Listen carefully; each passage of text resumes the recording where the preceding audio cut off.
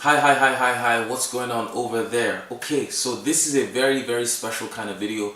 You always know I'm trying to create solutions for you guys based on the things that you say. This will also include a response to a comment I received, I think like a year ago, asking basically about the books I use to manage myself. The books I use to manage myself, my life, like what do I write specifically. I think I'll put up the comment so that you see just what exactly was asked. But the books I use basically to manage different things, because I said in my video about planning and the importance of vision and planning out a year and all kinds of things. So basically in this video I'm going to be teaching you how you can plan out your year quite successfully, a way that would definitely save you a lot of discouragement because you did not fulfill your goals, because you will know exactly why you didn't.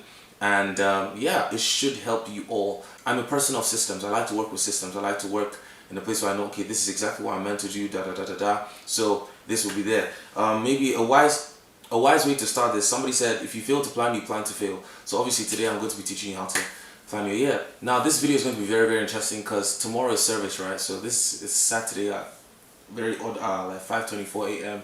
It's been all night grinding out for you guys. That's why you should share this with people. Share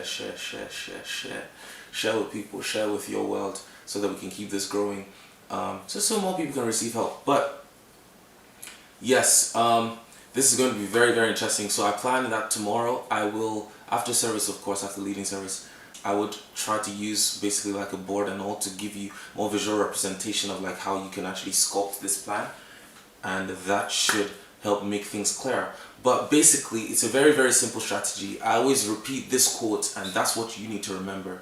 Whenever you put a what, make sure you say how, so that you don't have to ask yourself why it didn't happen. Okay, so with every what that you have, make sure you put how. Don't just have a bunch of whats, because you will fail without knowing exactly how. If you can't say how, you will not achieve the what. You will ask yourself why. I think you get the lingo now. Okay, so for every what, I'll teach you what the whats are. Okay, I use basically codes. So there's spiritual goals, family goals, financial goals, social goals, academic goals, work goals, whatever the goals are. I want to buy a Rolls Royce, I want to buy a Range Rover, I want to buy this, I want to have this, I want to get my girlfriend this, I want to, whatever the goal is, that's the what.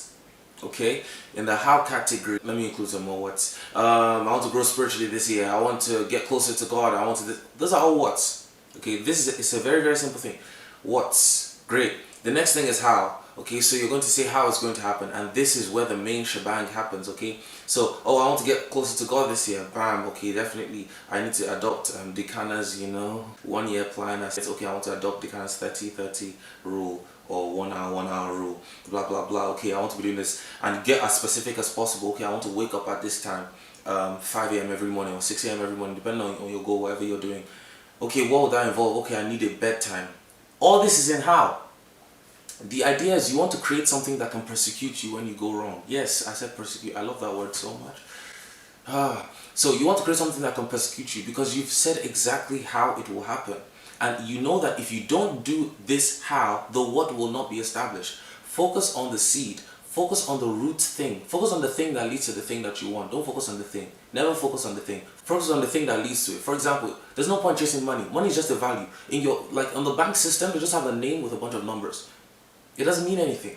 You understand? But it's the value you're generating, you're putting out as an individual, that determines how much we're going to assign, how many digits we're going to assign to it. Okay? That's simply it. And I plan to make a very interesting series. If you're hyped for that, tell me. On understanding money. Now, I ain't going to give you some, say I'm some kind of real estate guru or something like that. No. I'm just going to give you a very basic understanding of money so that people get it. Because I see a lot of people that don't, like, just the fundamental, the very basic of understanding money, how it works, how to get more of it. So they don't get that. So you really need to understand that so that your mind is clear. You're not just begging heaven's gates for what they don't give.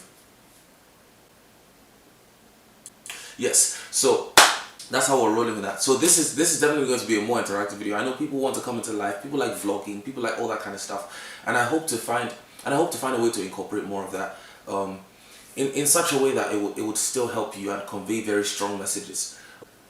Strong messages convey very concisely and precisely everything that I need to communicate to you. So it'll be interesting. I think you'll see some more faces maybe and whatnot. But I'll just show you how to do this with the goal plan. So obviously this will be a break here, right? I'll shoot some more videos, other videos. But yeah, this will be a break here, and you see mainly as I'm demonstrating on the board how this would look. Okay, I'll literally use a practical example. I wish I asked you guys ahead of time, maybe using my social media or something, and I asked, give me an example of a person. But maybe when you see the example I'm going to use with Freddie, be able to, next time if I ask, okay, give me an example of a person, I want to create a plan for this person, you'll be able to suggest one. But it's going to be a very, very interesting one. So it's a 3-stage thing. You say a what, you say how. I'm sure on your side it's like this, I'm sure that's how it's meant to flow when it's reading. But basically, whatever side, I don't want to do it this way now, and I found out it was going this way.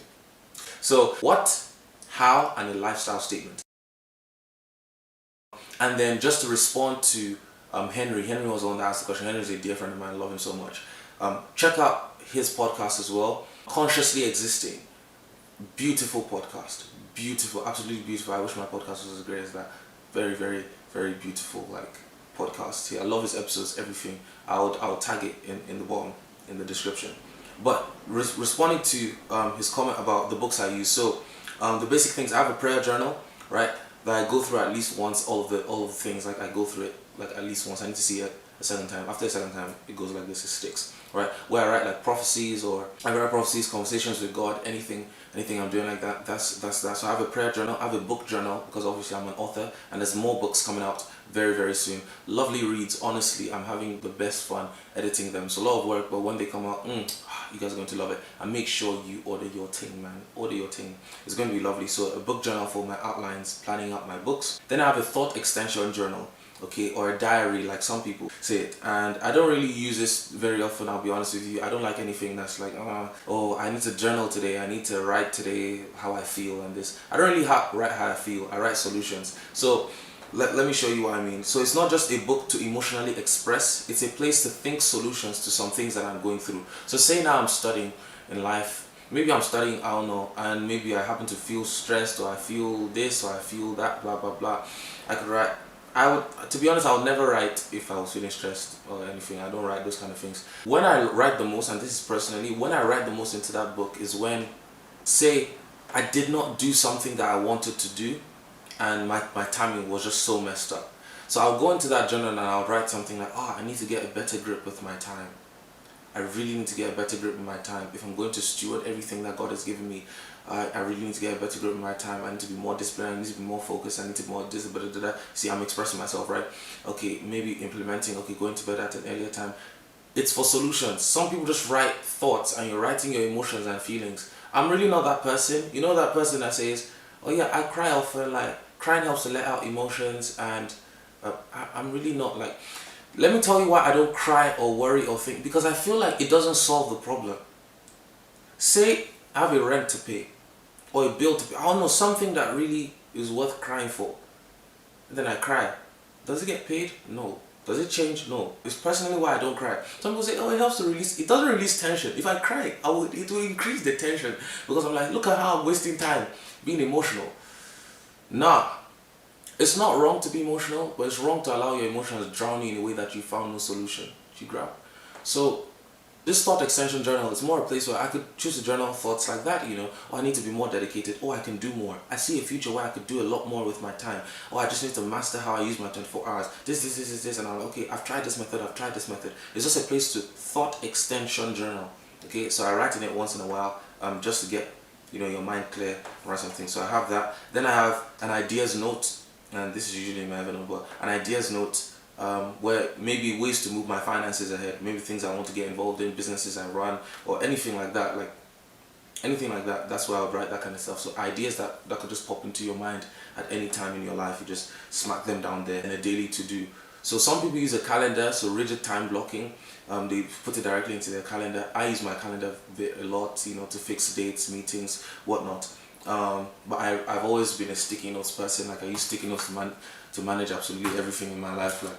Bruh, I got loads of notes of everything, bruh. Tiny sticky notes everywhere. So yeah, some use a daily to do, some use a calendar, some write it onto their notes, whatever you use, but I have a daily to do like that. Some use their phones, whatnot. I like to see my handwriting maybe. So eventually I have a prayer journal, a book journal, a thought extension journal, an ideas note, and a daily to do. So whatever that helps. If you wanted any more detail or anything, you can definitely shout in the comments. But that's about that. I'm looking forward to the next part of this whole thing where I'm going to be, interacting or showing you on the board, and yeah, it will be exciting.